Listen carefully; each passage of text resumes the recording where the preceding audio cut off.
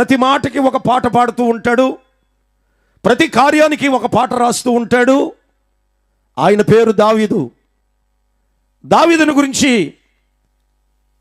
దావీదు యొక్క హృదయాంతరంగపు అభిలాషణ గురించి, దావీదు పడుతున్న తపన, దావీదుకున్నటువంటి ఆశ, దప్పిక ఈ రోజున ఇక్కడ కూర్చున్న మనమందరము కలిగి ఉండాలని దేవుడు దావీదును మన ముందుంచుతున్నాడు. దేవునికి స్తోత్రం.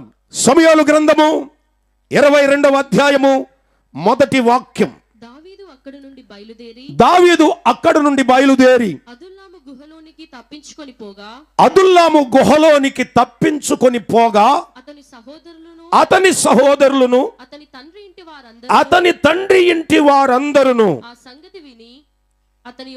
ఆ సంగతి విని, జాగ్రత్తగా కొంచెం నా మాటలు వినాలి. చాలా అద్భుతమైన, విలక్షణమైన ఈ రోజున దావీదు ద్వారా దేవుడు అంత సంబరపడిపోవడానికి, దావీదును బట్టి దేవుడు అంత సంతోషించడానికి, సహజంగా మనము మన దేవుని బట్టి అతిశయం కలిగి ఉంటాం. కానీ మనం ఆరాధించే దేవుడే దావీదును బట్టి అతిశయం కలిగి ఉన్నాడు. స్తోత్రం, హల్లెలూయ. దావీదు పేరు చెప్పగానే దేవునికి ఆనందం, దేవునికి సంతోషం, దేవునికి ఎక్కడ లేని ఉత్సాహం. దావీదు పేరు చెప్పగానే ఆయన హృదయం పరవశించిపోద్ది. దావీదు అనే 3 అక్షరాలు దేవుడు వినగానే దావీదును బట్టి గొప్ప ఆనందాన్ని కలిగి ఉన్నాడు. అందుకే దావీదు దేవుని హృదయంలో చోటు సంపాదించుకోగలిగాడు. ఈ రోజున ఈ చరిత్ర విన్న తరువాత, ఈ వాక్యం విన్న తరువాత, అలాగునా నీవు దేవుని వాక్యం చేత కట్టబడగలిగితే, చూడండి ఇక్కడ రాయబడిన మాట ఏమిటంటే, దావీదు అక్కడి నుండి బయలుదేరి అదుల్లాము గుహలోనికి వచ్చాడట. దేవునికి స్తోత్రం. దావీదు ఒక గుహలోనికి చేర్చబడ్డాడట, గుహలో దాక్కున్నాడట. గుహ, అదుల్లాము గుహ. ఈ రోజున అదుల్లాము గుహను గురించి మనం నేర్చుకోబోతున్నాం. అదుల్లాము గుహ. దావీదు అక్కడ నుండి బయలుదేరి అతడు తప్పించుకుని గుహలోకి చేరాడు. గుహలోకి కారణం ఏమిటో మనందరికీ తెలుసు. తన శత్రువు రాజు అయిన సౌలు దావీదును తరుముతూ ఉండేవాడు. అకారణంగా, ఏ కారణం చేయకపోయినా కొన్ని పర్యాయాలు మనకి ఈ అనుభవాలు ఎదురవుతాయి. క్రైస్తవ జీవితం శ్రమల మధ్య పుటం వేయబట్టమేగా. క్రైస్తవ జీవితం అగ్నిలో జీవించటమేగా. అక్కడే ఆనందం ఉంది. ధనంలో లేని ఆనందం అగ్నిలో ఉంటుంది. మీకు తెలుసో లేదో, దానికి అలవాటు పడండి. నా ప్రియమైన దేవుని బిడ్డ, ఏసీల్లోనూ లేదా నీ పిల్లల మధ్య ధనవంతుడివై ఐశ్వర్యవంతుడివై ఉండి సుఖభోగాలు అనిపించే దానిలో లేని ఆనందం, ప్రభువు కొరకు శ్రమలు పట్టంలో ఉన్న ఆనందం మరెక్కడా లేదు. అందుకనే మన పితరులంతా ప్రభువు కొరకు వారు పలు శ్రమలు అనుభవించారు ఆనందంగా. స్తోత్రం, హల్లెలూయా, హల్లెలూయా. ఇప్పుడు దావీదు తరమబడుతున్నాడు. దావీదుని సౌలు తరుముతూ ఉన్నాడు. ఇక్కడ దావీదు కనబడుతున్నాడంటే అక్కడ కొంతమందిని పంపిస్తున్నాడు. అలాగున ఎక్కడ కనబడితే అక్కడ చంపేయండని దావీదు మీదకి ఆ సైన్యాన్ని విడిచిపెట్టాడు. సరే, మొత్తానికి దావీదు మనందరికి తెలుసు, అతడు పారిపోయి వచ్చి అదుల్లాము గుహలో దాక్కున్నాడట. గుహలో చేరాడట. గుహ. నా దేవుని ప్రియులారా, జాగ్రత్తగా ఈ విషయాన్ని గ్రహించాలి. ఎందుకు ఆ గుహలో ఉన్నాడో మనందరికీ తెలుసు. శ్రమలు, ఇబ్బందులు, శత్రువు తరుముట ద్వారా పలు శ్రమలు. అతనికి ఎక్కడ ఆశ్రయం లేదు.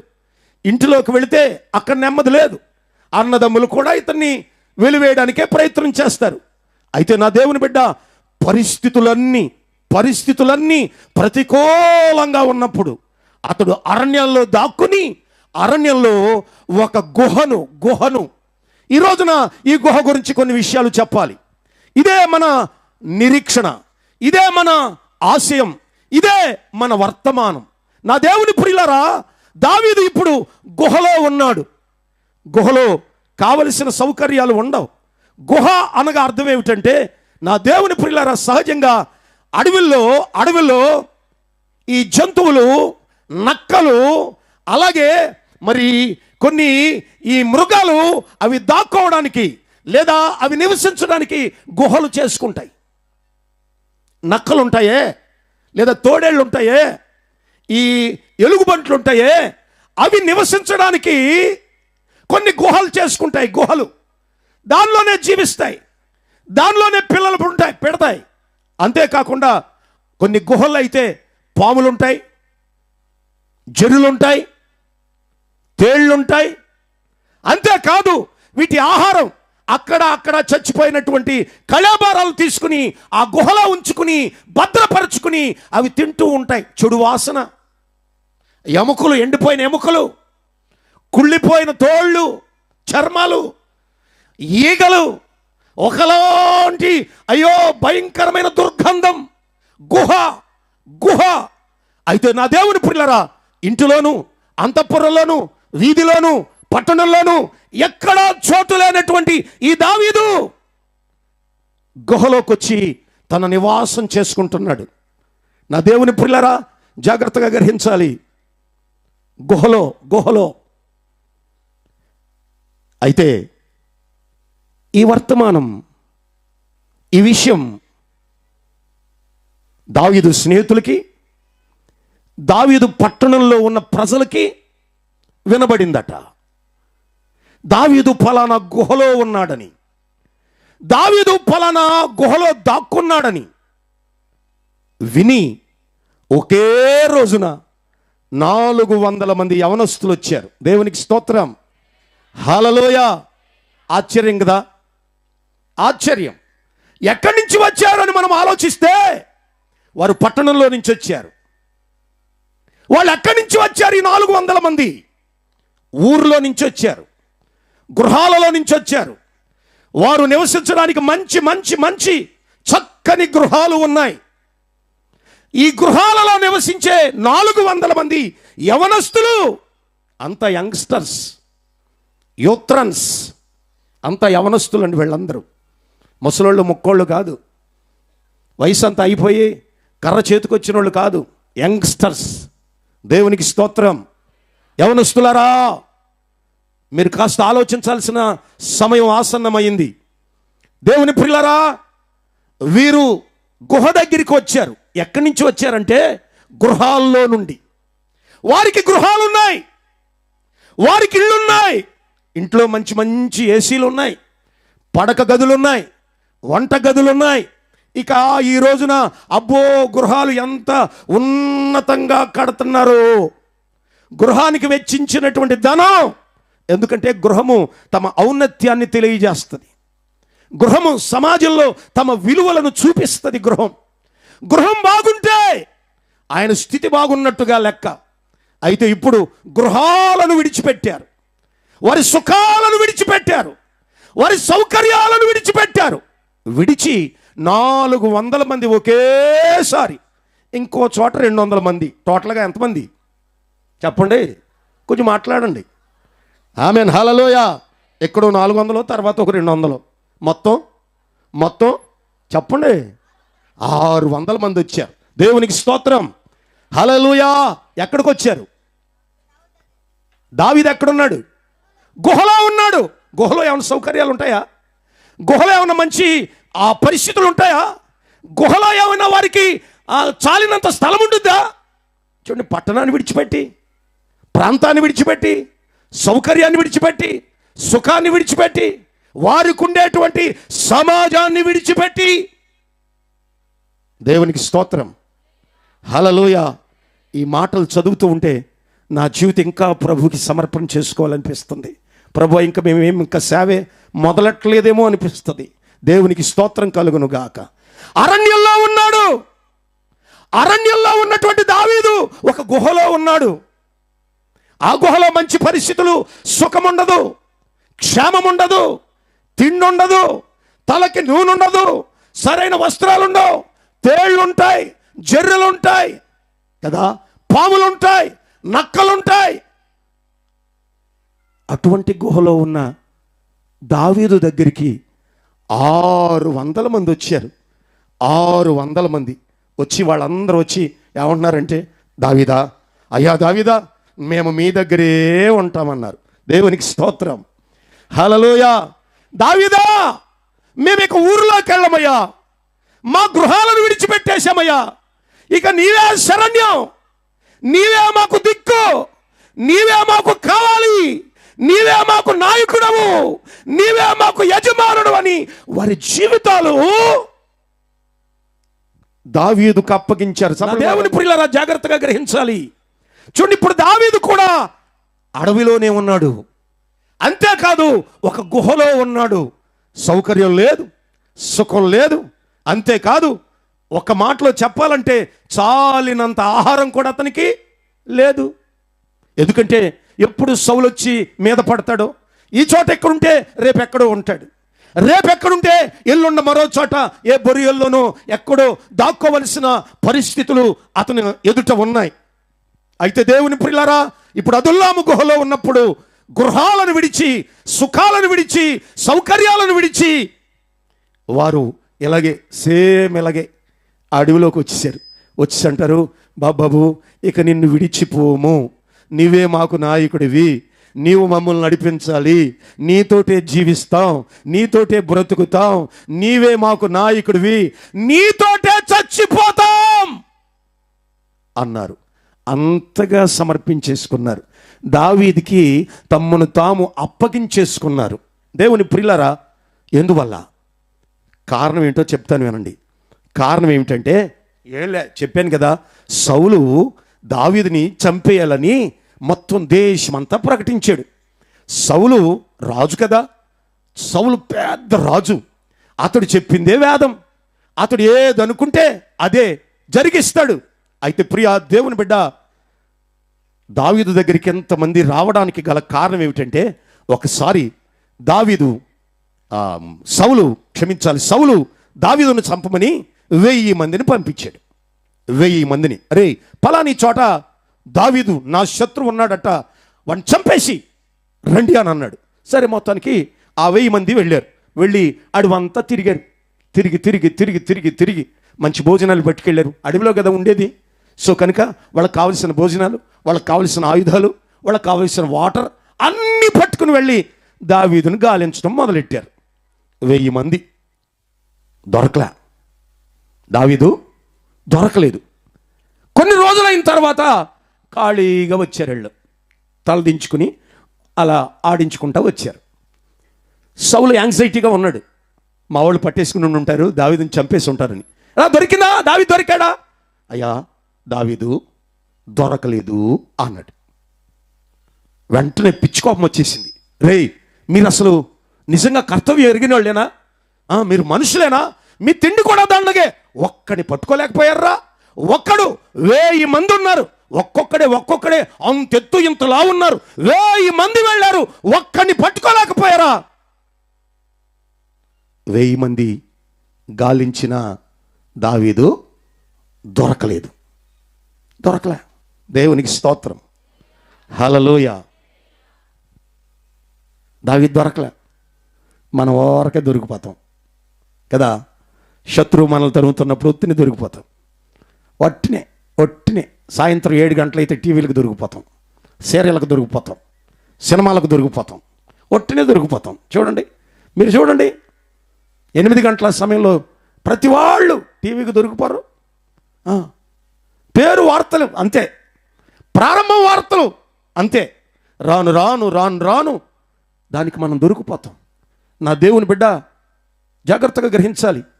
సౌలు దావీదును పట్టుకోమని సైన్యాన్ని విడిచిపెట్టాడు. నా దేవుని ప్రియులరా, నీ భక్తి జీవితాన్ని పతనం చేయాలని, నీ పరిశుద్ధతను పతనం చేయాలని, నీ ప్రతిష్టను, నీ సమర్పణను పతనం చేయాలని దావీదు మీదకు సౌలు ఎలాగైతే 1000 మందిని విడిచిపెట్టాడో, నీ మీద, నీ కుటుంబం మీద, నీ పిల్లల మీద, నీ భక్తి జీవితం మీద దాన్ని పాడు చేయాలని, దాన్ని అంతం చేయాలని సాతానుడు తన సమూహాన్ని విడిచిపెట్టాడు. అందుకని ఈ రోజున ఎక్కడ చూచినా క్రైస్తవులు అపవాదికి దొరికిపోతున్నారు. దావీదు దొరకలేదు. ఈ రోజున అపవాది తిరుగులాడుతున్నాడు, అపవాది గర్జిస్తున్నాడు, మనల్ని మన కుటుంబాలని దొరికిపుచ్చుకోవాలని, పతనం చేయాలని. అయితే ఈ సభల ద్వారా దేవుడు అంటున్నాడు, నీవు నీ కుటుంబము సాతానుకు దొరకకుండా జాగ్రత్తగా మన జీవితాలను కాపాడుకుందుముగాక.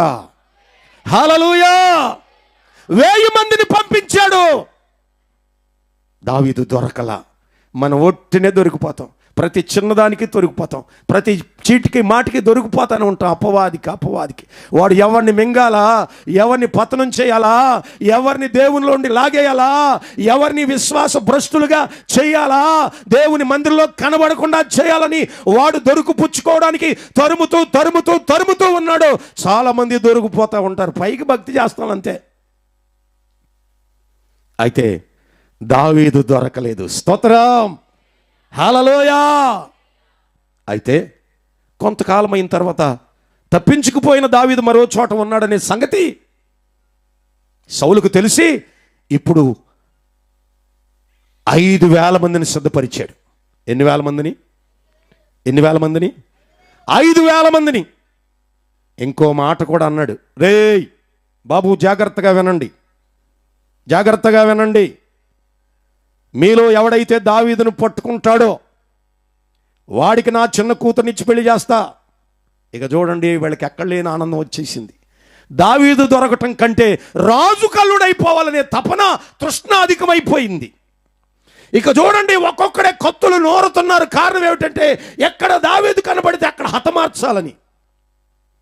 అబ్బో, ఇదిగో నా కూతురునిచ్చడమే కాదు, నా రాజ్యంలో ఇంచుమించు 1/4 కూడా ఇచ్చి నిన్ను రాజుగా అబ్బో, ఇంకా ఊగిపోతున్నారు వీళ్ళు. దావీదును పట్టుకోవాలి, ఒక్కొక్కడే లేని బలాన్ని తెచ్చుకుంటున్నారు. చూసారా, ఓ మంచి కార్యానికి బలం పూనుకుంటే బాగుండేది. ఓ మంచి కార్యానికి నా దేవుని ప్రియులారా, ఇక్కడ సభలు జరుగుతున్నాయి, పరిచర్య జరుగుతుంది, దేవుని సేవకులు విస్తారంగా మీ కొరకు భారంతో ప్రార్థన చేస్తున్నారు.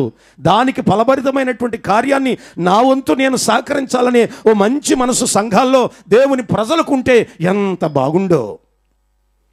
చూసారా, ఇప్పుడు దావీదును పట్టుకోవడానికి, దావీదును హతమార్చడం కొరకు, దేవునికి వ్యతిరేకమైన ఒక చెడు కార్యానికి బలం తెచ్చుకుంటున్నారు వాళ్ళు.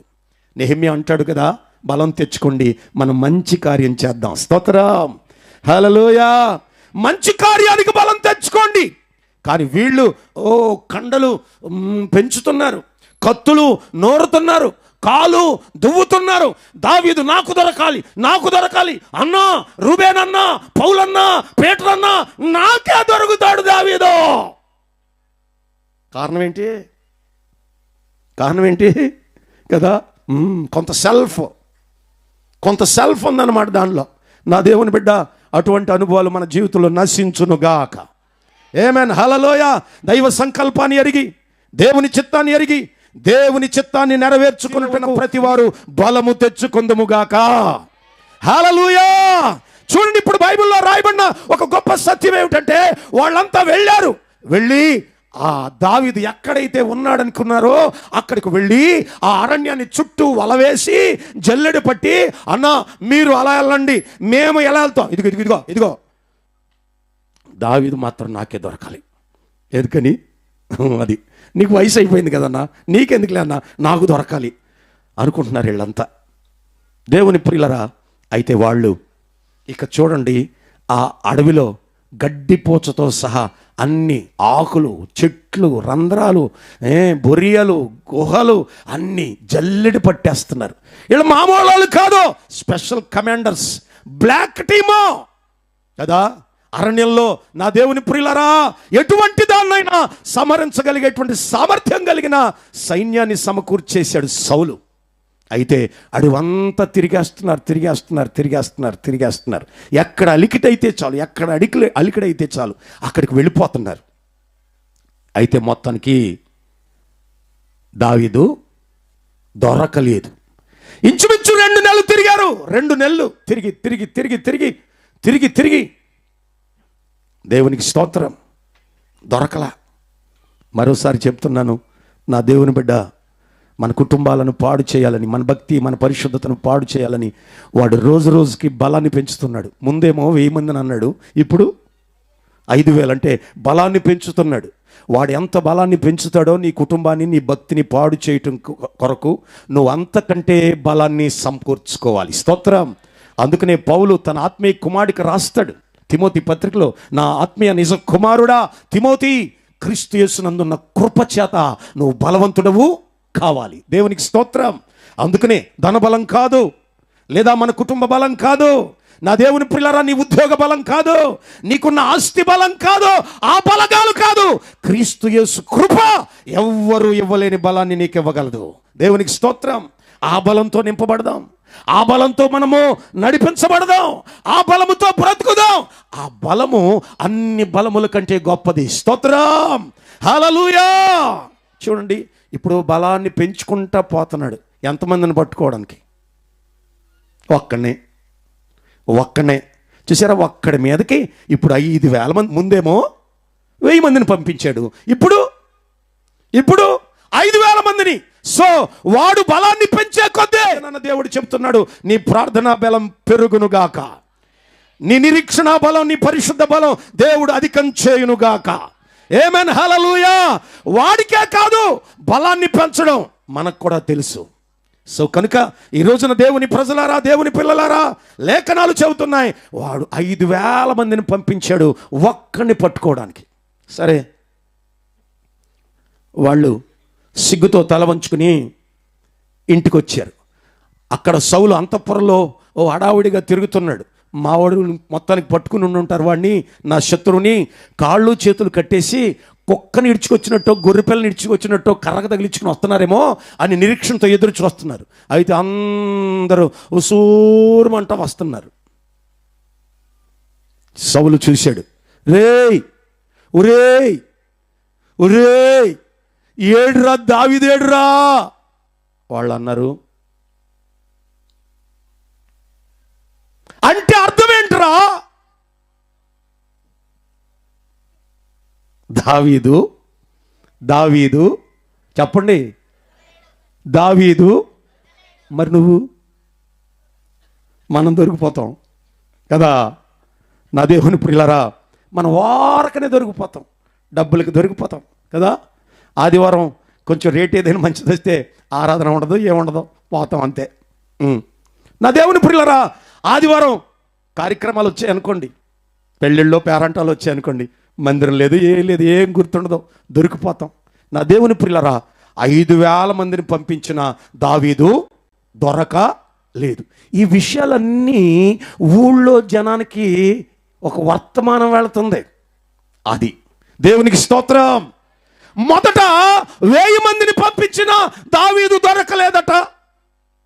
రెండవసారి 5000 మందిని పంపించిన దావీదు దొరకలేదట అని ఈ రోజున శ్రమలకి, కన్నీళ్లకు, ఇబ్బందులకు, అప్పులకు, శాంతి లేక, సమాధానం లేక లోకానికి, అపవాదికి దొరికిపోయిన జనాంగం, అపవాది పీడిత జనాంగం కొంతమంది ఉన్నారు.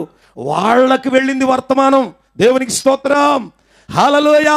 అయితే విషయం ఏమిటంటే, జాగ్రత్తగా వినండి నా దేవుని ప్రియులారా.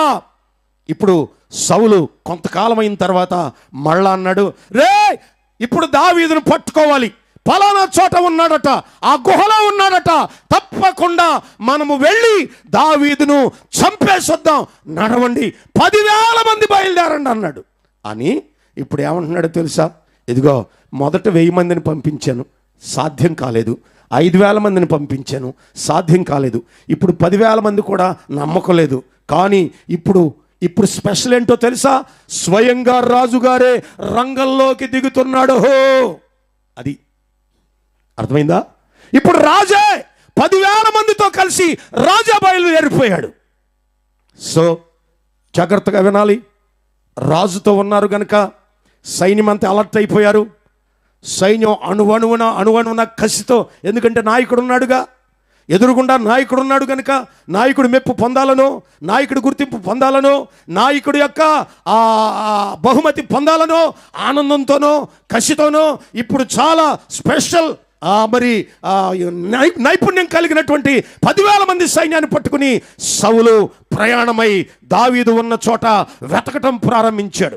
దావీదును వెతుకుతూ వెతుకుతూ వెతుకుతూ ఉన్నారు.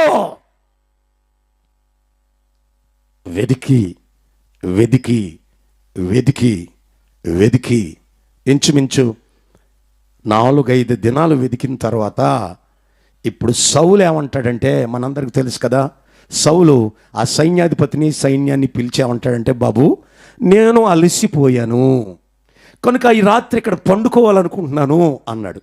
అంటే కొంచెం జాగ్రత్తగా గ్రహించండి ఈ మాటలో. దావీదును వెతకటానికి వచ్చినోడు ఏమయ్యాడు? అలసిపోయాడు. అంటే అర్థం ఏంటో తెలుసా? సాతానుడు నిన్ను నీ కుటుంబాన్ని వెతికి వెతికి వెతికి వాడు అలసిపోవాలి, కానీ నీ భక్తి జీవితంలో మనం ఎప్పటికీ ఉద్యోగంగానే ఉందాం. స్తోత్రం, హల్లెలూయా. నా దేవుని ప్రియులారా, జాగ్రత్త. నీ కుటుంబం మీద, నీ వ్యాపారం మీద, నీకున్నటువంటి సకల విధములైనటువంటి కార్యాల మీద సాతానుడు దాడి చేసి చేసి, సేవకులారా, మన సేవ మీద సాతానుడు ఎన్నో పలు విధాలైన అనుభవాల మధ్య వాడు అలసిపోవాలి, కానీ మనం ఎప్పటికీ బలము కలిగి ఉందాం. స్తోత్రం. ఏమంటే వీడు వెతకటానికి వచ్చాడు కదా, వెతకటానికి వచ్చి ఏమంటున్నాడు? అలసిపోయాను అంటున్నాడు. ప్రజల మీదకి వచ్చిన ఎవడైనా అలసిపోవలసిందే. దేవునికి స్తోత్రం, హల్లెలూయా. చెబుదాం హల్లెలూయా. ఎస్, చూడండి, దావీదు ఎదగటానికి వచ్చిన 10,000 మంది కాడకు డైరెక్ట్గా రాజే, యజమానుడే, నాయకుడే, అధిపతే రంగంలోకి దిగిపోయాడే. వాడే అలసిపోయాడట. ఎవరిని వెతికి? ఎవరిని వెతికి? దావీదుని వెతికి. స్తోత్రం, హల్లెలూయా. అంటే నిన్ను వెతికే శత్రువు అలసిపోవాలి, నిన్ను పాడు చేసే రోగం అలసిపోవాలి, నీకు నీ కుటుంబానికి నెమ్మది లేకుండా చేసే సమస్యలు నీ జోలికి వస్తే చాలు అవి అలసిపోవాలి. దావీదు మాత్రం నిర్భయంగా ఉన్నాడు. స్తోత్రం, హల్లెలూయా, హల్లెలూయా. ఇక ఆ సంగతి తెలిసిందే కదా. అన్నాడు, అలసిపోయాను, నేను పడుకుంటాను, మీరు పండుకోకుండా అన్నాడు. సైతాన్ గడు ఎప్పుడు అంతే, చూసారా? అంటాడు, డే ఇదిగో నేను పడుకుంటాను, మీరు మాత్రం పండుకోవద్దు, నేను నిద్రపోతాను, మీరు నన్ను కావలి కాయండి అన్నాడు. ఇదేంటి? వెతకటానికి వచ్చినవాడు కదా. నా ప్రియమైన దేవుని బిడ్డ, జాగ్రత్తగా గ్రహించాలి. అయితే వాళ్ళు అన్నారు, అలాగే అయ్యా, అలాగే అలాగే అలాగే అన్నారు. సరే, చక్కగా పడుకున్నాడు. పడుకున్న తర్వాత మనందరికీ తెలుసు కదా, వాళ్ళ చుట్టూ ఈ సౌలు చుట్టూ 10,000 మంది సైన్యం, అమ్మో, ఆయుధాలు ధరించి, కత్తులు ఖడ్గాలు ధరించి, చేమ చుట్టుకుమంటే చాలు చంపేయడానికి సిద్ధంగా ఉన్నారు. అయితే విషయం ఏంటంటే, నా దేవుని ప్రియులారా, ఒక గంట అయిన తర్వాత వీడి నిద్ర వాళ్ళకెక్కింది. అంతే కదా, అంతే కదా. నిద్ర, పాపం కూడా అంతే, మత్తు కూడా అంతే, వ్యసనాలు కూడా అంతే. సమాజంలో కానీ, సంఘంలో కానీ, ఇంట్లో కానీ ఒకరికి ఏదైతే, అందుకనే తల్లులారా, తండ్రులారా, పిల్లలు కలిగిన వారులారా, మనము మన పిల్లలకు మాదిరిగా ఉండాలి తప్ప, మన పిల్లలు మన నుండి ఒక దైవ ప్రభావం వారిలోకి వెళ్ళాలి తప్ప, మన నుండి లోక సంబంధమైన అనుభవాలు మన పిల్లలకు కనబడకూడదు. చూడండి, ఇప్పుడు జరుగుతున్న సంగతి ఏమిటంటే, సౌలు పండుకున్నాడు, నిద్రపోతున్నాడు, బాగా నిద్రపోతున్నాడు. నా ప్రియ దేవుని బిడ్డ, నిద్రపోయినోడికి లోకం తెలియదుగా, నిద్రపోయినోడికి వర్తమానం తెలియదుగా, నిద్రపోయినోడికి వాస్తవం ఏంటో తెలియదుగా, నిద్రపోయేవాడికే ప్రయోజనం ఏంటో తెలియదుగా. నిద్ర గురించి బైబిల్లో ఎన్నో విషయాలు ఉన్నాయి, అవి చెప్పడానికి రాలేదు. అయితే విషయం ఏంటంటే, అతడు నిద్రపోతున్నాడు. ఇక ఈలోగా చుట్టూ ఉన్న వాళ్ళందరికీ నిద్ర వచ్చేసింది. దేవునికి స్తోత్రం. చూడండి, ఈ సంగతి మరలా చెప్తాను. ఒకడు నిద్రపోవటం ద్వారా 10,000 మందికి నిద్ర అంటించాడు.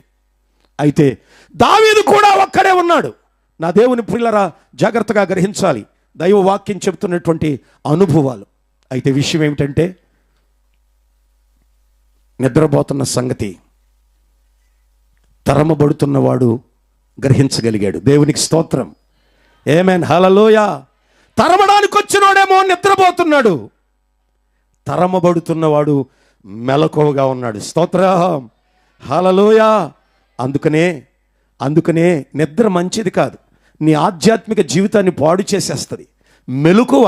చూడండి, ఇప్పుడు దావీదు ఆ సమయంలో మెలకువగా ఉన్నాడు. దావీదేమో తరమబడుతున్నాడు, సౌలేమో తరిమేవాడు పడుకున్నాడు, తరమబడుతున్నవాడు మెలకువగా ఉన్నాడు. దేవునికి స్తోత్రం కలుగును గాక.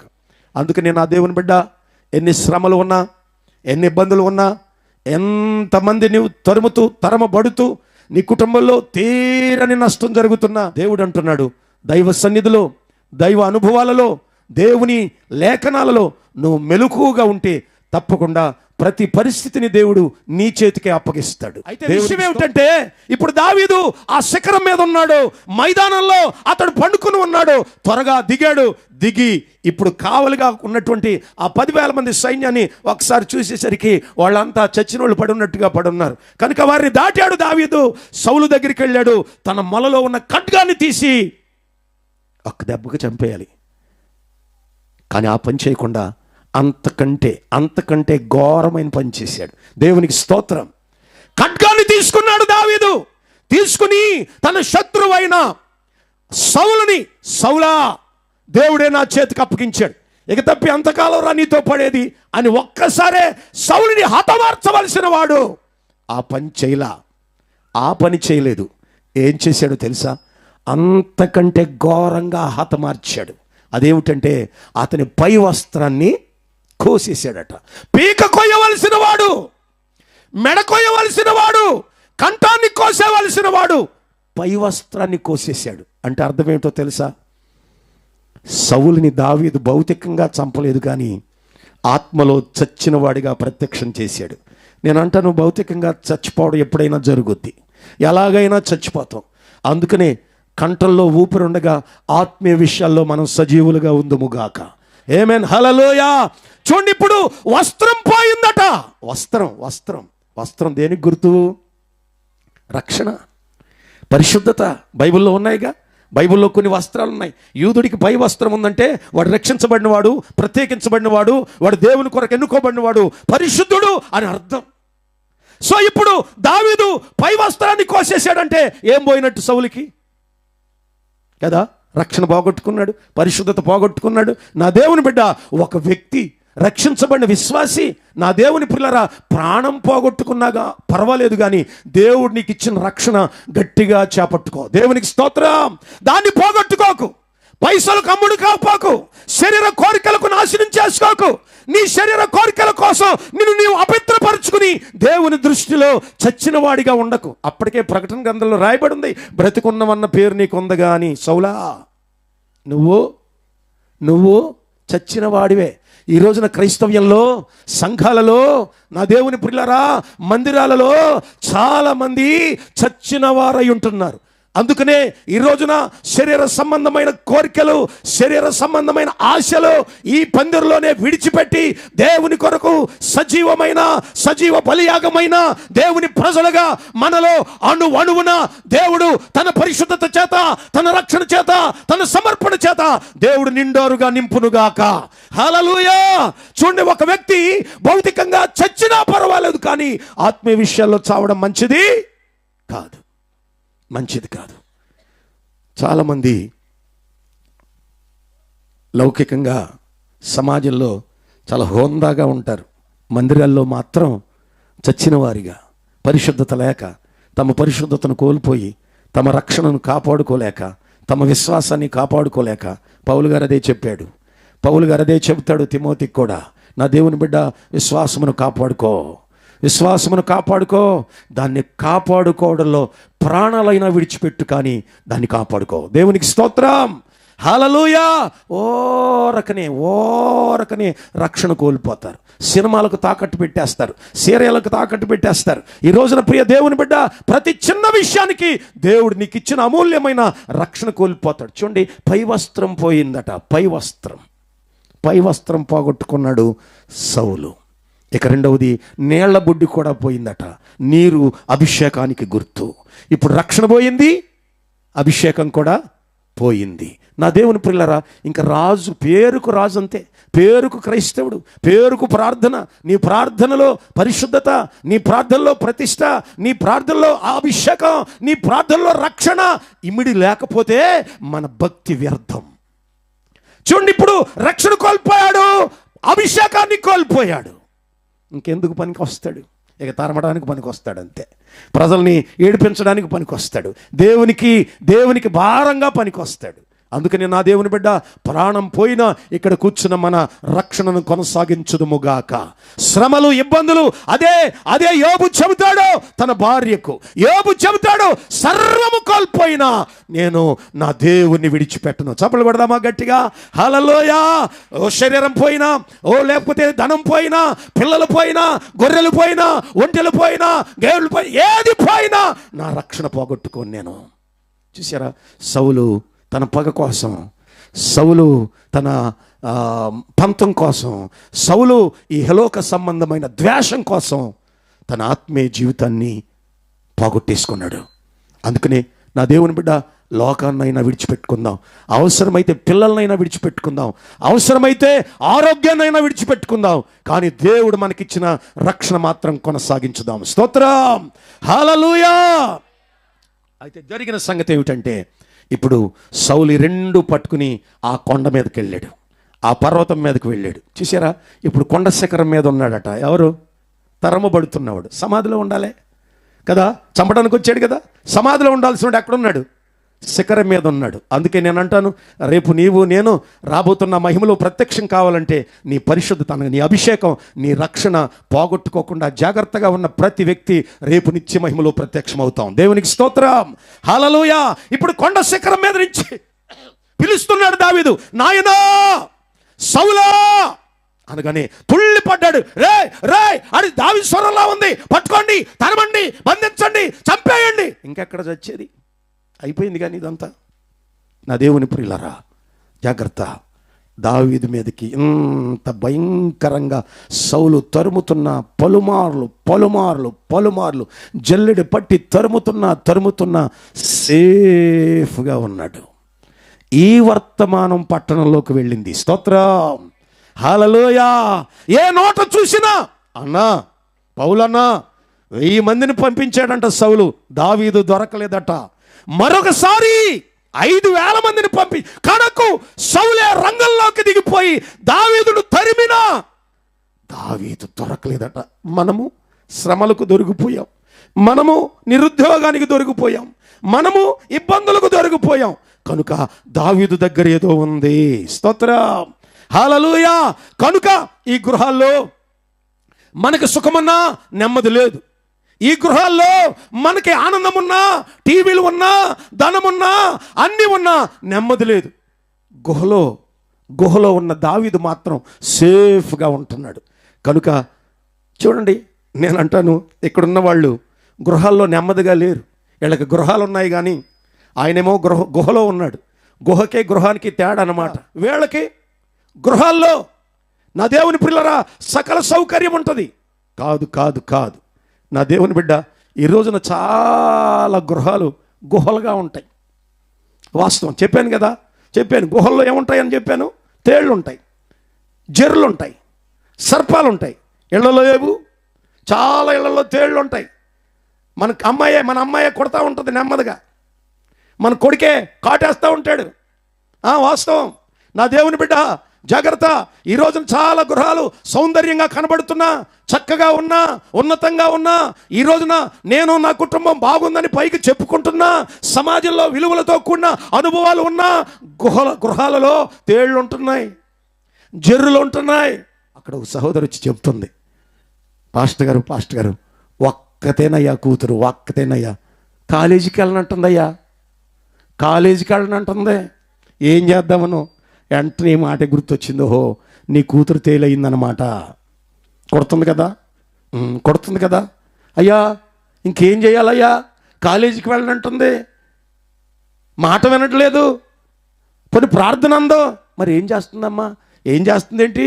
చాట్ అంత సెల్ ఫోన్ చూసుకుని రాత్రి పగలు దాంతోనే ఉంటుందయ్యా. ఓహో, ఇప్పుడు తేలే కాదు, ఇంకా ఏమేమో అయిపోతుందన్నమాట. చూసారా, కుటుంబాల్లో మన పిల్లలే, మన వ్యక్తిత్వాలే, మన యజమానులే, నీ భార్యే, నీ భర్తే, నీ అన్నదమ్ములే జర్రులు, తేళ్ళు, అప్పులు, రుణాలు. ఇక్కడ చదివితే కొంతమంది ఉన్నారటండి, రెండో వాక్యం చదవన్నానా? మరియు ఇబ్బంది గలవారును అప్పులు చేసుకునే వారందరూ అసమాధానంగా ఉండు వారందరూ. అది దేవునికి స్తోత్రం. చూశారా నా దేవుని బిడ్డ, వీళ్ళంతా అప్పులకు దొరికిపోయారు, నెమ్మది లేని పరిస్థితులకు దొరికిపోయారు. కానీ దావీదు 1000 మంది తరుముతున్నా, 5000 మంది తరుముతున్నా, 10,000 మంది రాజా రంగంలోకి దిగి తరుముతున్నా దావీదు సేఫ్గా ఉన్నాడు గుహలో. గృహాల్లో ఉన్న మనము ఇన్ని సౌకర్యాలున్నా నెమ్మది లేదు. కనుక మనము తప్పకుండా ఈ విషయం, నా దేవుని పిల్లరా, దావీదు అంత క్షేమంగా ఉన్నాడంటే ఇప్పుడు మనమందరం ఈ గృహాల్లో బ్రతికే కంటే, నెమ్మది లేకుండా ఈ ఇళ్లలో బ్రతికే కంటే, సమాధానం లేని ఈ కొంపల్లో బ్రతికే కంటే, నీతి లేని పరిశుద్ధత లేని ఈ మనుషుల మధ్య బ్రతికే కంటే మన బ్రతికే భారమైపోయింది.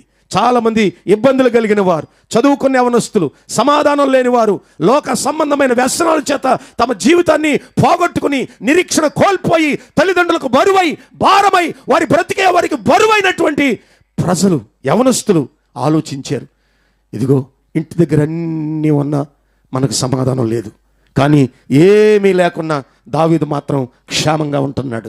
దేవునికి స్తోత్రం. నేనంటాను, చూడండి, వీళ్ళు వెళ్ళింది గుహ దగ్గరికేగా. గృహాల్లో ఉన్నవారు గృహ దగ్గరికి ఎలా వెళ్తారు? వెళ్ళడానికి కారణం ఏమిటి? నా దేవుని పిల్లరా, కారణం ఏమిటంటే దావీదు క్షేమంగా ఉన్నాడు గుహలో. రాజు తరుముతూ ఉన్నా, వీళ్ళని కష్టాలు తరుముతుంటే దానికి దొరికిపోయారు. ఇబ్బందులు, ఇరుకులు, శోధనలు, కన్నీళ్లు, రోగము, నిరుద్యోగం, చూడండి ఎన్ని ఇబ్బందులు ఉన్నాయి వారికి.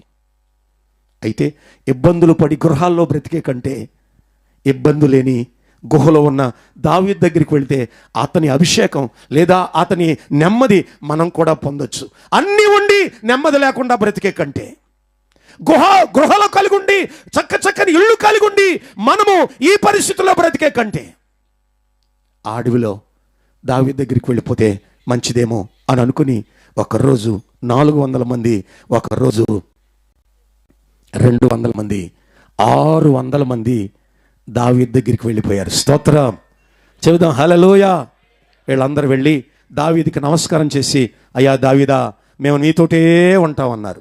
ఒరే అయ్యా, నాకే నెమ్మది లేదు, నేను ఏ రోజున ఎక్కడ ఉంటానో నాకు తెలియదు, ఏ వైపున మరణం వచ్చి పడుద్దో, ఏ వైపున సౌలు వచ్చి పడతాడో, ఎప్పుడు పోతానో ఎప్పుడు ఉంటానో నాకే తెలీదు, మిమ్మల్ని నేనేం చేసుకున్నయ్యా అనలేదు దావీదు. స్తోత్రం, హల్లెలూయా. చూడండి, దావీదు ఇంతమందిని ఎలాగు నడిపించగలడు? అందులో అరణ్యంలో ఆహారం ఎలాగు, వారికి భోజనం ఎలాగ? వీళ్ళందరూ ఇబ్బందులు కలిపి ఉన్నవాళ్ళే, ఇబ్బందులు కలిగిన వాళ్ళు, లేమి కలిగిన వాళ్ళు. దావీదుకే లేదంటే ఇప్పుడు 600 మందికి ఎలా పెడతాడు? దేవునికి స్తోత్రం, హల్లెలూయా.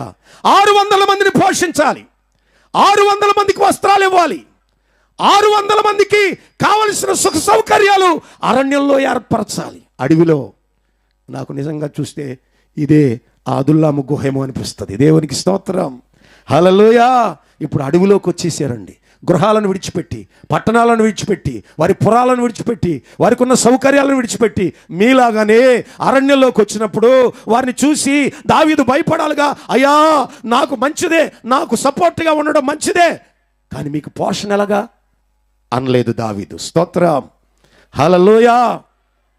దావీదు అంటాడు, వారిని కూర్చోబెట్టి, మీరు ఆహారానికి భయపడకండి. స్తోత్రం. అదేంటి నాయనా, రావడం అంటే వచ్చాం, మరి రోజు గడిచిన వెంటనే 600 మందికి భోజనం పెట్టాలి. 600 మందికి భోజనం అంటే సామాన్యమా? ఇంచుమించు 6 ప్యాకెట్లు రైస్ పడద్ది, ఇంచుమించు ఒక 6 కేజీలు నూనె పడుద్ది, 6 కేజీలు ఇవన్నీ కావాలి, 60 కేజీలు మటన్ కావాలి. అయ్యా ఎలాగయ్యా?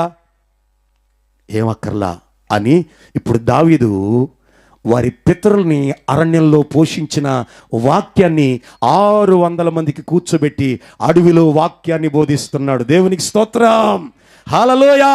ఇదిగో మన పితరుల్ని దేవుడు పోషించలేదా? కనుక తప్పకుండా నిరీక్షణ ఉంచండి. తప్పకుండా మన దేవుడు పోషించే దేవుడు, విడిచిపెట్టే దేవుడు కాదు, అరణ్యంలో చంపేసే దేవుడు కాదు. ఇంచుమించు 25 లక్షల మందిని పోషించిన ఆ దేవుడే మన దేవుడు. 600 మందిని పోషించలేడా అనగానే ఆ వాక్యం విన్న తరువాత వేళల్లో వాళ్ళ బ్రతుకుల మీద ఆశ పుట్టి ఆ వాక్యము చేత కట్టబడుతున్నారు. దేవునికి స్తోత్రం. అంటే ఇప్పుడు జాగ్రత్తగా గ్రహించాలి నా దేవుని ప్రియులారా, అడవిలో దావీదు వారికి వాక్యాన్ని బోధిస్తున్నాడు. దేవునికి స్తోత్రం. హల్లెలూయా. విషయాలన్నీ చెప్తున్నాడు. నా దేవుడు నన్ను ఎలాగున పోషిస్తున్నాడు, నా దేవుడు ఎలాగున నన్ను నడిపిస్తున్నాడు, కనుక ధైర్యంగా ఉండండి. మీరు ఏ బాధను, ఏ చింతను, ఏమి కలిగి ఉన్నా అన్నిటినీ దేవుడు తీరుస్తాడు. మన దేవుడు ఆదరణకర్త అయిన దేవుడు, సమస్తమైన వారిని ఆదరించే దేవుడు. కనుక భయపడకండి, కలవరపడకండి, దిగులు పడకండి. నన్ను పోషించిన వాడే మిమ్మల్ని కూడా పోషిస్తాడు, మన పితలు పోషించిన వాడే మనలందరినీ పోషిస్తాడని దావీదు వారికి వాక్యాన్ని బోధిస్తున్నాడు. దేవునికి స్తోత్రం. దావీదు బోధించే వాక్యం వారికి ధైర్యాన్ని కలుగచేస్తుంది. హల్లెలూయా. ఎక్కడ ఇదంతా జరిగేది? ఎక్కడ? గుహల అరణ్యంలో. దేవునికి స్తోత్రం. హల్లెలూయా. అంతేకాదు, ఇప్పుడు దావీదు వాక్యం చెప్పడమే కాకుండా దావీదుకు ఒక అద్భుతమైన అలవాటు ఉంది. అందుకనే అతడు దేవుని హృదయంలో చోటు సంపాదించగలిగాడు. అతడు రోజుకు 7 పర్యాయాలు ప్రార్థన చేస్తాడట. 7 పర్యాయాలు ప్రార్థన చేస్తున్నాడు. అయితే దేవుని బిడ్డ ఇప్పుడు వారికి వాక్యాన్ని బోధిస్తూ ఉంటే ఆహారం వచ్చేస్తుంది. ఎక్కడొస్తుందో తెలియదు, ఎలా వస్తుందో తెలియదు. 600 మంది పోషించబడుతున్నారు. ఇప్పుడు 600 మంది రోజుకి 7 సార్లు మోకాళ్ళుని ప్రార్థన చేస్తున్నారు. స్తోత్రం. ఎక్కడ? అరణ్యంలో. మన ఇళ్లలో ఉంటుందా? చూసారా? ఇళ్లలో ప్రార్థన ఉంటుందా? రోజుకు ఒకసారైనా ప్రార్థన చేస్తామా? రోజుకు 2 పర్యాలు. చూడండి, దావీదు ఒకసారి స్తుతి చేస్తున్నాడు, ఒక రోజున ప్రార్థన చేస్తాడు, ఒక సమయంలో ప్రార్థన చేస్తాడు, విజ్ఞాపన చేస్తాడు, కన్నీటి ప్రార్థన చేస్తాడు, దేవుని ఆరాధిస్తాడు, కీర్తిస్తాడు. అలా 7 పర్యాయాలు. నా దేవుని బిడ్డ జాగ్రత్తగా గ్రహించాలి. ఇప్పటి వరకు, ఈ సమయం వరకు దావీదు ఒక్కడే ఆ గుహలో నుండి దేవుని సన్నిధికి ఒకే ప్రార్థన వెళ్ళేది. కానీ ఇప్పుడు 600 ప్రార్థనలు దేవుని సన్నిధికి వెళుతున్నాయి. స్తోత్రం. హల్లెలూయా. చూసారా? వారి స్థితి మారిపోయింది, వారి పరిస్థితి మారిపోయింది, వారి చుట్టూ ఒక కాపుదల వచ్చేసింది. గుహలో నా దేవుని పిల్లరా ప్రార్థిస్తున్నారు. కొంచెం భోజనం చేస్తున్నారు, ప్రార్థన చేస్తున్నారు, భోజనం చేస్తున్నారు, ప్రార్థన చేస్తున్నారు. ఒక్కడే ప్రార్థన చేసుకునేవాడు. ఒంటరి పిచ్చుకనన్నాడు, ఒంటె గువ్వనన్నాడు, కన్నీళ్లు కారుస్తున్నాను, పగిడి కంటినన్నాడు. ఇప్పుడు ఒంటరి వాడల్లా పోయి ఒంటరి ప్రార్థన. ఎన్ని వందల ప్రార్థనలు అయింది. అందుకనే వాక్యాన్ని ధ్యానించే సేవకులారా, మనము చేయవలసిన ప్రార్థన చేయగలిగితే నీ ఒంటరి ప్రార్థనే నీకు 600 మందిగా దేవుడు చేస్తాడు. దేవునికి స్తోత్రం. హల్లెలూయా. నా దేవుని ప్రియులారా, జాగ్రత్తగా గ్రహించాలి. బైబిల్ చెప్తున్న అద్భుతమైన సత్యం. ఇప్పుడు అడవిలోనే ఒక బలిపీఠాన్ని కూడా కట్టేశాడు. అడవిలో బలిపీఠాన్ని కట్టాడు. ఇక రోజు ఆరాధిస్తున్నాడు, వాక్యాన్ని చెబుతున్నాడు, ఆరాధన చేస్తున్నాడు. అడవిలో ఆరాధన ప్రారంభమైంది. స్తోత్రం. నేనంటాను, అన్ని సుఖాలు సౌకర్యాలు కలిగిన గృహంలో నీ కుటుంబ ఆరాధన లేకపోతే, నీ పిల్లలు నువ్వు కలిసి ప్రార్థన చేయకపోతే, ఎన్ని సౌకర్యాలున్నా నీ ఇల్లు గుహగానే ఉండుద్ది. చక్కగా కట్టుకుంటావు, కానీ దేవుని దృష్టిలో అది గుహ. కానీ దావీదుకి ఏమీ లేకపోయినా ఆరాధన చేస్తున్నాడు, ప్రార్థన చేస్తున్నాడు. అడవిలోనే ఆరాధన ప్రారంభించాడు. దేవునికి స్తోత్రం. హల్లెలూయా. ఈ వర్తమానం, అడవిలో ఆరాధన వర్తమానం పట్టణంలో ఉన్న ఆడపిల్లల తల్లిదండ్రులకు తెలిసింది. వినండి, ఆడపిల్లల తల్లిదండ్రులకు తెలిసి ఇప్పుడు ఏం జరిగిందంటే, వాళ్ళంతా దావీదు దగ్గరికి వచ్చి, అయ్యా, నీ దగ్గర ఉన్న యవనస్తులకి మా పిల్లల్ని ఇచ్చి పెళ్లి చేస్తామంటున్నారు. చూడండి, ఇది వరకు వీళ్ళు సమాజంలో నెమ్మది లేనోళ్ళు. వాళ్ళు ఎంత భయంకరమైన హీనమైన మనుషులంటే, తృణీకరించబడిన వారంటే, వారు సమాజంలో అరాచకమైన. చూడండి, కొంతమంది సమాజంలో, మన వీధుల్లో, మన పట్టణంలో కొంతమంది పనికిమాలిన వాళ్ళు తిరుగుతూ ఉంటారు, యవనస్తులు. వాళ్ళకి పెళ్ళిళ్ళు ఉండవు, పెటాకులు ఉండవు. వాళ్ళ పేరు చెబితేనే హడులు భయం. వాళ్ళ పరిస్థితే, వాళ్ళ పద్ధతులే వేరుగా ఉంటాయి. గాలు గంగల్లా తిరుగుతూ ఉంటారు వీళ్ళు. వాళ్ళంతా దావీదు సహవాసానికి వచ్చారు. దావీదు యొక్క అనుభవాలు నేర్చుకున్నారు, దావీదు ప్రార్థన నేర్చుకున్నారు, దావీదు ఉపదేశం నేర్చుకున్నారు. దావీదులా మారిపోయారు. స్తోత్రం. చెబుదా హల్లెలూయా. చూసారా? అడవిలో ప్రార్థన, అడవిలో ఆరాధన. ఇంకో మాట చెప్పాలంటే, అయ్యా మనం ప్రార్థన చేసుకుంటూ ఆరాధన చేసుకుంటూ ఇలాగే ఉంటే సౌలు ఊరుకోడు, కనుక అప్పుడప్పుడు మనం యుద్ధం కూడా చేయాలని వాళ్ళకి యుద్ధం కూడా నేర్పుతున్నాడు. దేవునికి స్తోత్రం, హల్లెలూయా. యుద్ధం నేర్పి నేర్పి నేర్పి నేర్పి వాళ్ళని ఎలా తయారు చేశాడంటే ఒక్కొక్కడినే ఒక సింహంగా మార్చేశాడు. దేవునికి స్తోత్రం కలుగును గాక, హల్లెలూయా. ఇప్పుడు ఈ వర్తమానం అంతా ఊర్లో ఉన్న ఆడపిల్లల తల్లిదండ్రులకు చేరి వాళ్ళు ఒక్కొక్కడే వచ్చి, అయ్యా దావీదా, నీ దగ్గర ఉన్న ఆ సిమియోనికి మా అమ్మాయిని చేస్తాం అని ఇప్పుడు 600 మందికి వివాహాలు అయిపోయాయి అడవిలో. ఇప్పుడు వాళ్ళొక 600 మంది, ఏళ్ళొక 600 మంది. ఎంతమంది సంఘం అయింది చెప్పండి? ఎంతమంది? చూసారా? ఒక్కడే అదుల్లాము గుహలో ఒక్కడే ప్రార్థన ప్రారంభించాడు. దైవ సేవకులరా, తప్పకుండా మనం చేయగలిగితే ఒక్కడి ప్రార్థన 600 ప్రార్థనలు అయ్యాయి కదా.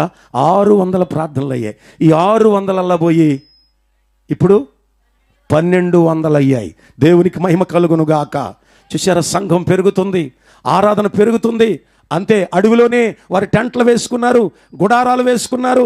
నా దేవుని పిల్లరా, అడవిలో ప్రార్థన చేస్తుంటే వాళ్ళ నెమ్మది తొలుగుతుంది, సమాధానం దొరుకుతుంది. పట్టణంలో లేని, ప్రాంతంలో లేని, గృహాలలో లేని ఆ భయంకరమైన పరిస్థితుల నుండి వారు విడిపించబడి ఇప్పుడు అడవిలో దేవుణ్ణి ఆరాధన చేస్తుంటే వారి జీవితాలు అద్భుతంగా, ఫలభరితంగా, ఆనందంగా మారిపోతున్నాయి. దేవునికి స్తోత్రం, హల్లెలూయా. చూసారా? అదుల్లాము గుహ గుడిగా మారిపోయింది, బలిపీఠంగా మారిపోయింది. అందుకని ఇక్కడ కూర్చున్న ప్రతి ఒక్కరూ నీ ఇంటినే బలిపీఠంగా చేయగలిగితే, నీ ఇంటిలోనే ఒక గొప్ప ప్రార్థన చేయగలిగితే, నీవు నీ పిల్లలు చేయవలసిన ప్రార్థన చేయగలిగితే, నీ ప్రార్థన, నీ ఒక్కడి ప్రార్థన, నీ ఒక్క వ్యక్తి యొక్క ప్రార్థన అనేక ఆత్మలను ఆకర్షించి దేవుని బలిపీఠం దగ్గరికి తీసుకుని రాగలదు. స్తోత్రం, హల్లెలూయా.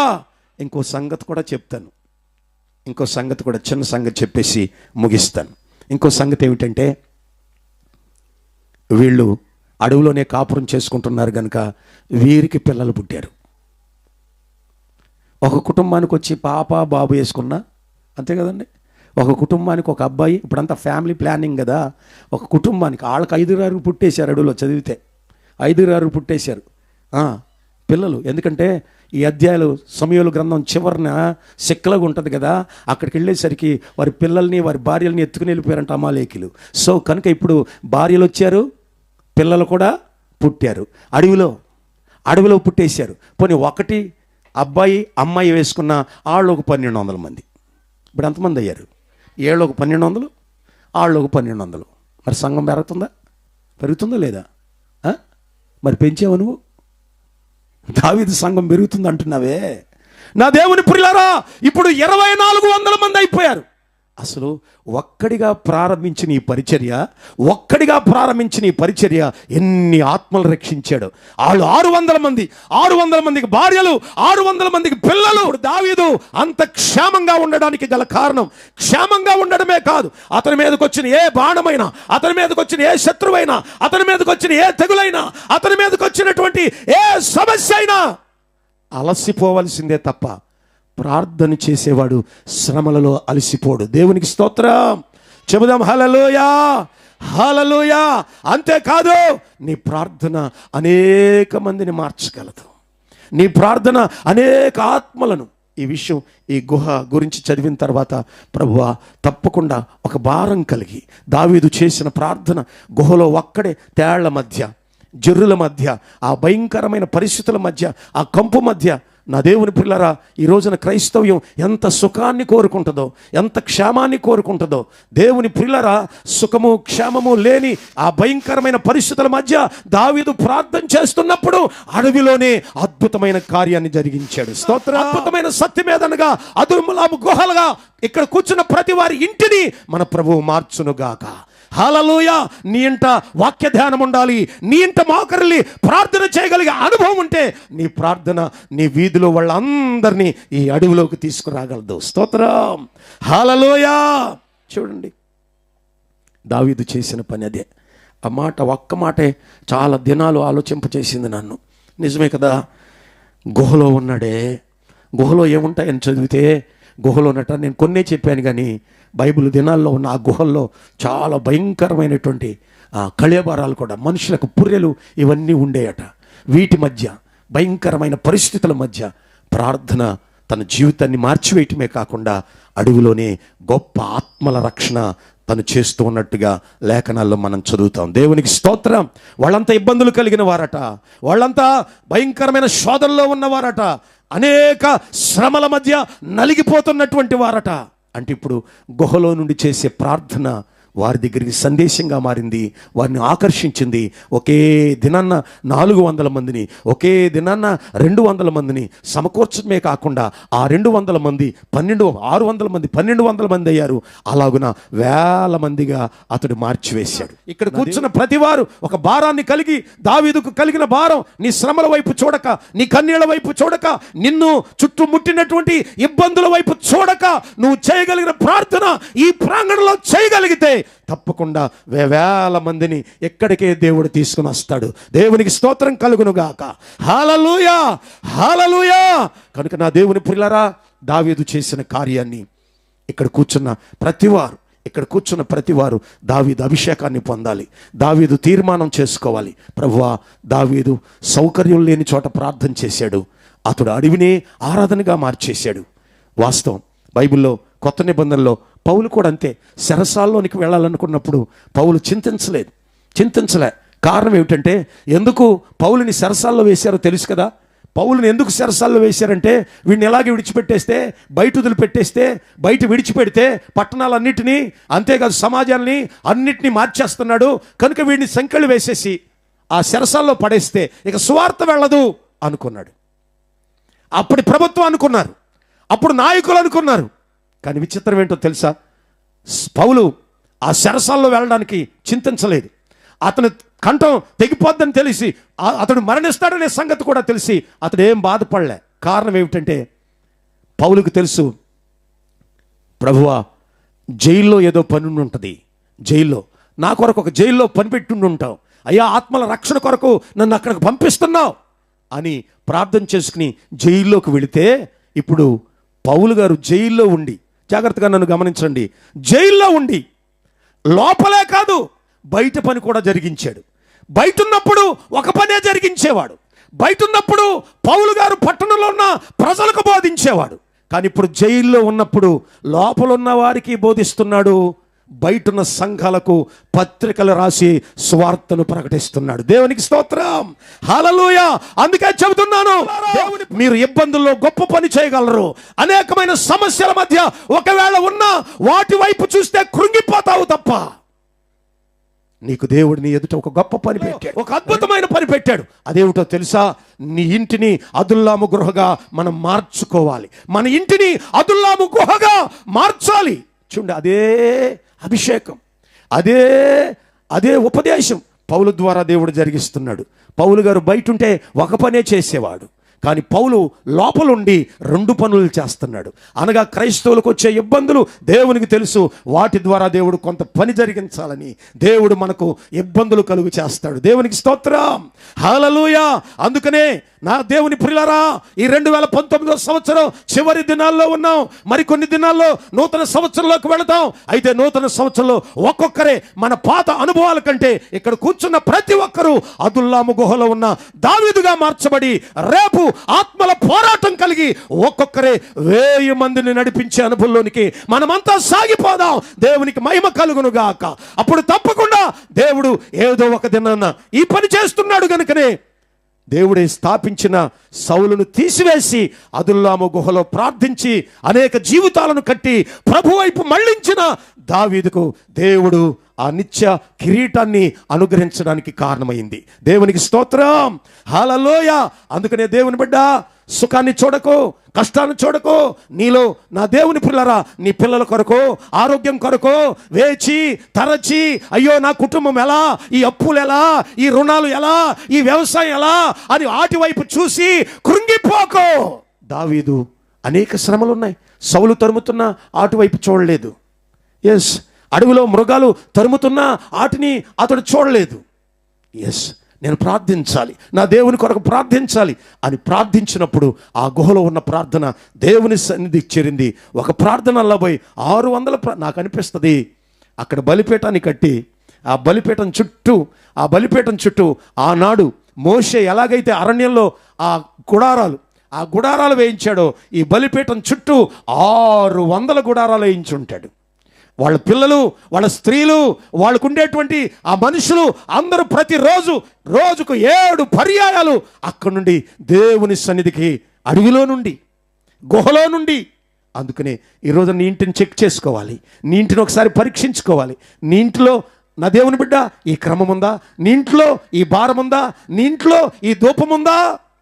ఒకవేళ అలాగున నీ గృహాన్ని అదుల్లాము గృహగా మార్చుకుంటే తప్పకుండా నీ వీధి వారందరూ ఈ అడవిలోనికి వచ్చి దేవుని ఆరాధన చేస్తారు. దేవునికి మహిమ కలుగునుగాక. నా దేవుని పుల్లరా, వెండి బంగారాల కొరకు, ఇహలోక సంబంధమైన సుఖభోగాల కొరకు భక్తి చేయకండి. అందుకు విశ్వాసులుగా మారకండి. ఇక్కడ కూర్చున్న ప్రతి వ్యక్తి ఒక్కొక్క దావీదుగా మార్చబడి, ఒక్కొక్క వ్యక్తే దావీదు చేసిన ప్రార్థనగా మార్చబడి, ఒక్కొక్క వ్యక్తి 600 మందిని మనం నడిపించగలిగితే తప్పకుండా సంఘం పెరుగుతూ ఉంటుంది. అంతేకాక దాన్ని బట్టి దేవుడు ఆ నిత్య మహిమలో జీవ కిరీటాన్ని ప్రభువు నీకు అనుగ్రహిస్తాడు. దేవునికి మహిమ కలుగునుగాక. హల్లెలూయా. చూడండి, ఈ రోజున ఎంతమంది ఇబ్బంది కలిగిన వారు, శోధనలు కలిగిన వారు నీ వీధిలో లేరు, నీ ఇంట్లో లేరు. ఓరకని వచ్చి అయ్యగారికి చెప్తాం, అయ్యా ఇంట్లో పరిస్థితులు బాగోలేవయ్యా, ప్రార్థన చేయండి. నువ్వు చెప్పినా చేయకపోయినా అయ్యగారుల పని అదే, ప్రార్థన చేయటమే. మరి అయ్యగారికి ప్రార్థన అప్పగించేసి నువ్వేం చేస్తావు? అందుకనే ఈ పూట దేవుని బిడ్డ, ఇక్కడ కూర్చున్న ప్రతి ఒక్కరూ మీ గృహాలు అదుల్లాము గృహగా మార్చబడునుగాక, ఆత్మల పోరాట గృహంగా మార్చబడునుగాక, 100 ఆత్మలు నడిపించే భారము చేత ప్రతి వారు నింపబడుదురుగాక. దేవునికి మహిమ కలుగునుగాక. హల్లెలూయా. చూశారా, 600 మంది యవనస్తులు లాగేసింది అతని ప్రార్థన. ఇంకో విషయం గ్రహిస్తే, దావీదెళ్ళి పిలవలా. అది విషయం. దావీదెళ్ళి పిలవలా, అరే బాబు అడవిలో ఆరాధన పెట్టాను రండి అని పిలవలా కదా. వారికే తెలిసింది దావీదు పిలవకుండానే. అందుకని నా దేవుని బిడ్డ, నీ ప్రార్థన అంత శక్తి కలిగిందైతే, నీ ప్రార్థన ప్రభావం కలిగిందైతే, మోకాటి మీద ఉండి దేవుని సన్నిధిలో ఆత్మల భారం కలిగి, ఆస్తుల భారం కాదు, ఆరోగ్య భారం కాదు, కుటుంబం పిల్లలు సెటిల్ అవ్వాలి, అయ్యా కుటుంబంలో గొప్ప కార్యాలు జరగాలి, ఇల్లు కట్టాలి, పొలం కొనాలి, బంగారం కొనాలి, ఈ ఆశలు విడిచిపెట్టండి. నువ్వు అడిగిన దానికంటే ఎక్కువ ఇస్తాడు దేవుడు. నా జీవితంలో జరిగేది అదే. దేవునికి స్తోత్రం. హల్లెలూయా. ఎప్పటికీ సొంత విషయాల కొరకు దేవుని చిన్న విషయం అడిగినట్టుగా కూడా జ్ఞాపకం లేదు. దేవుడు ఏది కావాలని అడగకుండానే అన్నీ అనుగ్రహిస్తూ ఉన్నాడు. కారణం ఒక్కటే, ఆత్మల పోరాటం, ఆత్మల భారం. నా దేవుని బిడ్డ, ప్రతి వ్యక్తి ఎవరిని టచ్ చేసిన, చిన్నపిల్లలు కాదు, పెద్దలు కాదు, యవనస్తులు కాదు, సంఘ పెద్దలు కాదు, ప్రతి వారు దావీదుకు కలిగిన భారం, ఆ గుహలో కలిగిన భారం. ఆ తదుపరి రాజుగా మార్చబడ్డాడు దావీదు. దేవునికి స్తోత్రం. ఇక రాజు అయిన తర్వాత ఏం లోటు? ఇల్లు కట్టుకోవాలని లోటు ఏముంది? రథం కొనుక్కోవాలని, కారు కొనుక్కోవాలని లోటు ఏముంది? అన్ని దేవుడే సమకూరుస్తాడు. ఆత్మల భారం కలిగి ఆత్మలను నడిపించే ప్రతి వ్యక్తికి దేవుడు చూస్తాడు. అంతేకాదు, ఇప్పుడు దావీదు దేవుని హృదయంలో చోటు సంపాదించుకోవడానికి గల కారణం కూడా అదే. అతనుకున్నది సింహాసన భారం కాదు, అతనుకున్నటువంటి రథాలు భారం కాదు, అతనేదో గొప్పవాడు కావాలి, సమాజంలో ఒక రాజు కావాలనే భారం అతనికి లేదు. నశించిపోతున్న ఆత్మలు, అయ్యో యూదులు నశించిపోకూడదు, యూదులు దైవ క్రమంలోకి రావాలి, యూదులు పరిశుద్ధులు కావాలి, వారికి ఇవ్వబడినటువంటి అభిషేకం, వారికి ఇవ్వబడిన పరిశుద్ధత పోగొట్టుకోకుండా పరిశుద్ధులై తమ ఆత్మీయ జీవితాన్ని కాపాడుకోవాలనే ఆతృత దావీదులో ఉండి దాని కొరకే ప్రార్థన చేశాడు గనుక దేవుని హృదయంలో చోటు సంపాదించగలిగాడు. స్తోత్రం. హల్లెలూయా. ఈ రోజున నువ్వెంత ప్రార్థన చేయి, ఆస్తుల కొరకు ప్రార్థన చేయి, ఒకవేళ అవి నీవు పొందగలవేమో కానీ దేవుని హృదయంలో చోటు మాత్రం పొందలేవు. మీరు చూడండి, రాజుగా ఉండాలని భౌతికమైన అవసరాలు, కుటుంబ అవసరాలు ఎన్నడూ దావీదు ప్రార్థన చేయలేదు. మీరు బైబిల్ అంతా చదివితే దావీదును దేవుడు అందుకే ప్రేమించడానికి గల కారణం, ప్రభువా నాకెప్పుడు ఈ సింహాసనం ఇస్తావు అడగలా. అతను అడిగిందల్లా ఒక్కటే, ఇబ్బందులు కలిగిన వాళ్ళు ఉన్నారయ్యా, యోదయ పట్టణంలో, బెత్లెహేంలో, యెరూషలేంలో, నీవు కోరుకున్నటువంటి ప్రదేశంలో చాలామంది ఇబ్బందులు కలిగిన వారు ఉన్నారు. చూడండి, దావీదు ఇబ్బందుల్లో ఉండి దావీదు తరమబడుతూ ఉండి, దావీదు శ్రమల్లో కొట్టిమిట్టాడుతూ ఉండి, అతని శ్రమల కొరకు ఎప్పుడైనా మీరు చూడండి, ప్రభువా అయ్యా ఈ బాధ పడలేకపోతున్నాను, ఆ శ్రమలు తరుముతున్నాడు, వాడి సంగతి ఏదో చూడయ్యా, ఎన్నడూ ప్రార్థన చేయలే. దావీదెన్నడూ ప్రార్థన చేయలే. అతను చేసిన ప్రార్థన అంతా తన దేశం కొరకు, యెరూషలేము క్షేమం కొరకు, నా దేవుని పిల్లరా నశించిపోతున్న ఆత్మల కొరకు. ఎస్, దావీదుకున్న భారమదే, దావీదుకున్న దర్శనమదే, దావీదుకున్నటువంటి ఆశదే, దావీదుకున్న కోరికదే. కానీ ఇప్పుడు దావీదుని మనం ఒక రాజుగానో ఒక కీర్తనాకారుడిగానో చూస్తాం. కాదు, అతడు ఆత్మల పోరాట యోధుడు. దేవునికి స్తోత్రం, హల్లెలూయా. ఎస్, తన దేశం క్షేమంగా ఉండాలని, తన ప్రజలు సంతోషంగా ఉండాలని, తన యూదయ పట్టణమంతా, ఆ ఇశ్రాయేలు జనాంగమంతా దేవుని అనుభవాల్లో దారి తప్పిపోకుండా, విగ్రహారాధన వైపు చూడకుండా వారు దైవక్రమంలో ఉండాలని తపన తృష్ణ దావీదుకి ఎక్కువ గనుక దావీదు దేవుని హృదయంలో చోటు సంపాదించుకోవటమే కాకుండా ఇటువంటి వాడిని రాజు చేయాలనుకున్నాడు దేవుడు. దేవునికి స్తోత్రం చెబుదాం, హల్లెలూయా. కనుక ఈ రోజున ఇక్కడ చేరిన మీరు నేను తప్పకుండా మన గృహాలు చాలా ఉన్నతంగా ఉండొచ్చు. మంచి రంగులు వేసి, మంచి వాల్కేర్లు పెట్టి, సీలింగులు పెట్టి, మంచి ఖరీదైనటువంటి నివాసమైనటువంటి కావచ్చు. కానీ ఏదో ఒక రోజున అవి గుహాలుగా మారిపోతాయేమో ఆలోచించాలి. కానీ దావీదు అదుల్లాము గుహలో ఉండి ఆ గుహనే గుడిగా మార్చేశాడు, అడవిని ఆరాధనగా మార్చేశాడు. సో కనుక ఇక్కడ కూర్చున్న మీరు, మీ ప్రాంతంలో, మీరున్న ఊరిలో, మీ గ్రామంలో, మీ వీధిలో, మీ బస్తీలో నశించిపోతున్న అనేక ఆత్మల కొరకు దావీదు వలె నువ్వు భారం కలిగి, ఆత్మల భారం కలిగి ఆత్మల కొరకే ప్రార్థన చేస్తాను, ఆత్మల కొరకే సమర్పించుకుంటాను. ఆత్మలే నశించిపోతున్న ఆత్మలే. అందుకనే 600 మంది ఒకేసారి దావీదు దగ్గరికి వచ్చేసారు. దావీదు పిలవలేదు, రే బాబు మీకు ఇబ్బందులు ఉన్నాయా, రండి నేను తీరుస్తాను అనలే. అతని ప్రార్థన ఆకర్షించింది, అతని ప్రార్థన వారిని తీసుకుని వచ్చింది, అతని ప్రార్థన వారందరినీ ఆ గుహ దగ్గరికి నడిపించింది. కనుక ఒక్కడి ప్రార్థన 600 నడిపిస్తే మరి ఇక్కడ కొన్ని 100 మంది ఉన్నారు కదా. కనుక మీలో ఒక్కొక్క దావీదుగా మారి ప్రార్థన ఇప్పుడే మీ ఇంట్లో ప్రార్థన ప్రారంభించబడాలి. మీ ఇల్లు దావీదు గుహగా మార్చబడాలి, అదుల్లాము గుహగా మార్చబడి ప్రభువా ఆత్మలు రక్షించబడాలి, ఈ పొలంలోనికి రావాలి, ఈ అరణ్యంలోకి రావాలి ప్రభుని మీరు భారం కలిగి ప్రార్థన చేయగలిగితే దేవుడు మీ కుటుంబాలను రాజగృహములుగా మారుస్తాడు. మీ అక్కర్లు తీరుస్తాడు, మీ అవసరాలు తీరుస్తాడు, మీ కన్నీళ్లు తుడుస్తాడు. అది ఆత్మల భారం కలిగిన వారికి దేవుడు సకల ఐశ్వర్యాలు అనుగ్రహిస్తాడు. భౌతికమైనవి కూడా, భౌతికమైన ప్రతి ఐశ్వర్యాన్ని దేవుడు అనుగ్రహించాలంటే వాటి కొరకు చూడండి, మన పితరులు ఎవరు కూడా భౌతికమైన ఆశీర్వాదం కొరకు ప్రార్థన చేసిన వాళ్ళు ఒక్కళ్ళు కనపడరు. చిన్నపిల్లలు, యవనస్తులు ప్రతి వారికి ఈ రోజు మొదలుకొని, ఈ దినం మొదలుకొని, ప్రభువా అదుల్లాము గుహలో దావీదుగా నేను మారుతాను, ప్రభువా దావీదుగా నేను విజ్ఞాపన చేస్తానయ్యా, నశించిపోతున్న వారి కొరకు ఆక్రందన చేస్తానయ్యా, కన్నీళ్లు కారుస్తానయ్యా అని ఒక మంచి సమర్పణ కలిగి, నీ కష్టాలున్నాయి కాదంటలేదు, నీకు శ్రమలున్నాయి కాదంటలే, నీ పొలం పండట్లే కాదంటలే, అన్ని దేవుడు తీరుస్తాడు, ప్రతిదీ దేవుడు ఇస్తాడు. ఎప్పుడో తెలుసా, వాటి కొరకు ప్రార్థన చేసినప్పుడు కాదు, నశించిపోతున్న ఆత్మల కొరకు. నీ వీధిలో, నీ ఊర్లో, నీ పట్టణంలో అనేక మంది విగ్రహారాధనలో ఎంతో మంది నాశనం అయిపోతున్నారు. వారి కొరకు దావీదు వలె భారం కలిగి ప్రార్థన చేయగలిగితే, దావీదు వలె నీ గృహను, నీ కుటుంబాన్ని నువ్వు మార్చుకోగలిగితే తప్పకుండా నీ భౌతికమైన అవసరాలన్నీ దేవుడు తీర్చడం వాస్తవం, ఖాయం. అటువంటి భారాన్ని కలిగి మనమందరము కన్నీళ్లు కార్చి దైవ సన్నిధిలో, ప్రభువా నశించిపోతున్న ఆత్మల కొరకు చేస్తానయ్యా, నా సొంత అవసరాలు అడగను ప్రభువా, అవి ఏమైపోయినా పర్వాలేదు, కడకు నేను చనిపోయినా పర్వాలేదు, కానీ ఆత్మల భారంతో నేను పోవాలయ్యా, ఆత్మల భారంతో నీ దగ్గరికి రావాలి ప్రభు అని ఒక మంచి సమర్పణ చేసుకుని మనము ప్రతిష్ట కలిగిన వారమై ప్రార్థన చేసుకుందాం.